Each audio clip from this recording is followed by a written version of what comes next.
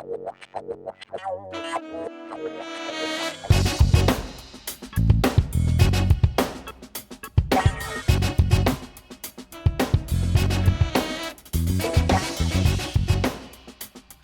everybody. Welcome to the Fed Trend Show. New idea this week. We're going to go through a live RFP, and I'm going to give you a quick breakdown, just how I would read through the RFP and give somebody the advice of whether they would want to bid or not bid, depending on how positioned they were for the deal. So, start with, this is a GSA Digital Management Services deal. It was released about 24 hours ago. It's an 8A procurement on the GSA schedule. So let's take a look at what they released.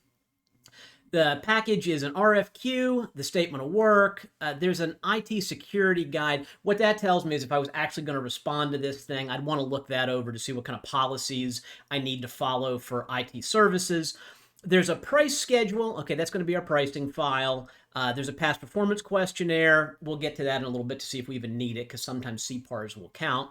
And then there's a question and answer template. That template's not going to tell you anything. That's just going to say if you're going to ask questions, put them in a format so that the government doesn't have kind of just open-ended, all kinds of different formats coming in. They want them in a file that they can follow. So let's take a look at pricing real quick. That's helpful sometimes just to understand what you're looking at. There's two tabs in here. One of them is IGCE, an Independent Government Cost Estimate, which I don't typically see in these files, and I don't know why it's here, frankly. There's a lot of information. This makes this look like this is 3,700 hours worth of work. Maybe that's true, maybe it's not. Let's keep going. Required price schedule. This tab's in red. It must be important. All right, so this says Digital Management Services base year and 2 option periods. The thing that I take away from this is there are no labor categories provided, which means basis of estimate, I have to figure out how many people it actually takes to do this job.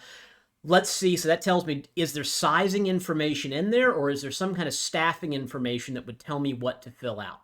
All right, that's really all I take from the pricing right now. So now let's move over to the other files. So there was an RFQ and there was a statement of work.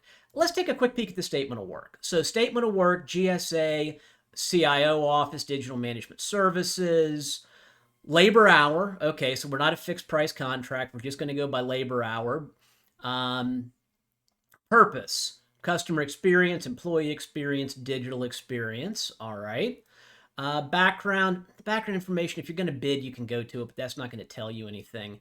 Objectives, that's not going to tell us what it takes to respond right now. The scope is to get an 8A contractor to assist them. That makes sense. Specific tasks, this is what we need. Business and technology analyses. Develop an assessment framework. This is high-end work. This is not just steady state O&M. Conduct modeling and strategy. This is smart people kind of work. 3.2, development of applications and tools. Okay, so you've got actual application development that goes on. So you've got strategy and you've got app dev. Those are two different kinds of skill sets usually. User design, UI, UX, whatever you want to call it. Okay, so that means design services, incorporate user experience. That's related to app dev, but kind of a different science. GSA IT catalog of services, financial analysis, that's a whole nother skill set. Repeatable agile process, so it's both process work and financial work, so that's multiple skill sets. PMO, so this is the overall management of the program and the different tasks associated. Workforce analysis, that's a whole nother thing that is kind of consulting feeling. Data analysis and visualization. Again, you can use some of your developers and your UI UX folks for that, but you need to have some real dashboarding people that understand dashboard tools and what they would be used for. And then change management, which is related to PMO, but it makes me think that there are other things going through. This is more organizational change management. I see the phrase, why do we need this tool, or how does it help me accomplish the work? So it's not just individual changes. It's, what do I need? Personnel, if they're key, let's see, you need to have a resume, and 50% of the proposed personnel, key and non, need to have an active clearance of some kind. Okay, deliverables, kickoff, project plan, status report, assessments and roadmaps, nothing crazy there. A lot of just random details, phase in, phase out. That's all pretty standard. Reporting, Privacy Act. Here's where you just get a lot of stuff that's included that needs to be here, but isn't going to help you respond. We got some names of some folks, and that's it for there. So that's the kind of work it is. Now let's go to the actual RFQ. What do they want? They gave us a couple of weeks. So this thing was released like the 15th of August. It's due the 4th. It's less than a month. You can't necessarily read too much into that. It's not crazy short. It's not a crazy long amount of time. 12-month base period, 2 12-month options. Tells you when questions are due. We'll care about that if we decide we're going to bid. We keep going. It's an 8A award. We knew that because it came out on eBuy that way. Format. All right. 11-point font, nothing special. The size paper is, that's fine. Minimum requirements. Talk a lot about CTAs and what. We'll worry about that if we decide that we're going to bid. Part 1, technical quote. Okay. Separate from the price quote. That's pretty standard. 10 pages tech. All of those task areas we have to talk about in 10 pages. Okay, key personnel, 5 pages, doesn't include resumes. That means we have to describe keys. They haven't told me how many there are yet, but they want me to talk about them for 5 pages, which makes me think it's probably more than one person. Past performance, 10 pages. Then price quote, 5 pages. Nothing special there. Quote evaluation. All right, tech understanding and approach. If you're acceptable, you move to factor 2. Key personnel, if you're acceptable, you go to 3. Past performance, if you're acceptable, you go to price.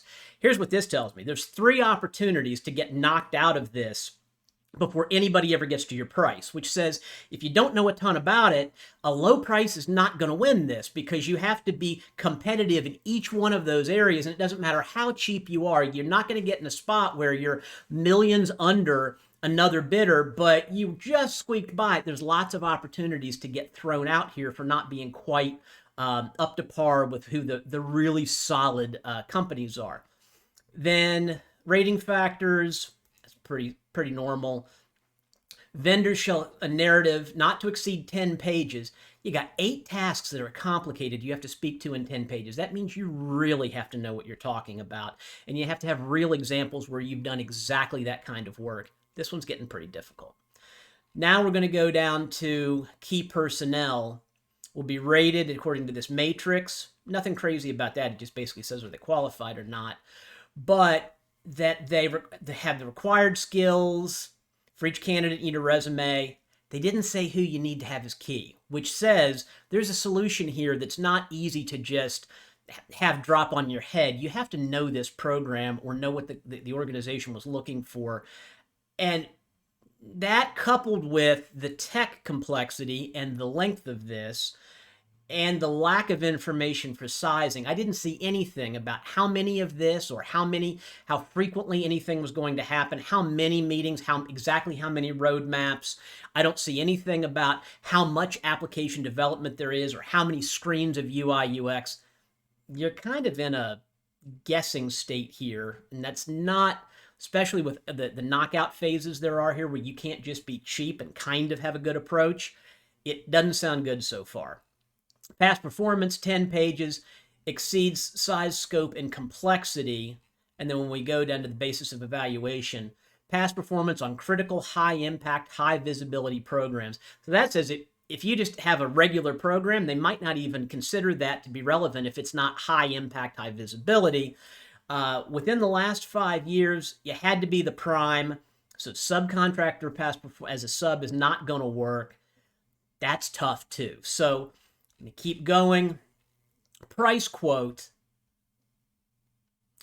Accordance with FAR, Part 8, evaluated total price. Just to get here, you had to be really, really good and know a lot to get to all these areas. So what's all this mean? This one's not easy. Going over an RFP, the things that I'm looking for is how can I read between the lines to see that the government is just looking for as many options as they can, or do they really have a set of companies that have exposure to kind of their ecosystem, and you have to be inside of that ecosystem to understand enough to be responsive on the bid. That doesn't mean it's that, quote, wired. I'm not saying it's wired. I'm not saying that GSA has a company that they definitely want for this. What I'm saying is, when you want to get a quote for somebody to come paint your house, you don't want them to show up and say, you want the walls, like the windows. Do you paint the glass in the windows? I've never painted anything before. You want somebody that knows what they're doing. It's the same thing here. GSA, my opinion, is looking for somebody that really understands their organization, understands the environment, understands the tech stack, and probably understands these specific programs, the app dev, the UI UX, the PMO support, the overall GSA IT catalog that we're talking about in the scope here. That's my guess. So is this an opportunistic, let's just take a shot at it? Absolutely not, my opinion. If somebody called and said, hey, we're trying to bid this, we could use a little, some of your quals, maybe. But I want to ask some real focused questions about their understanding of the environment of GSA. I think somebody that has supported GSA in significant strategic work before is going to end up winning this. That's my 2 cents. Let me know if this is helpful. We can do more of them. It's fun for me. I used to do this all the time. So that's Fed Trends for this week, RFP Breakdown. Thanks so much for watching. See you next time.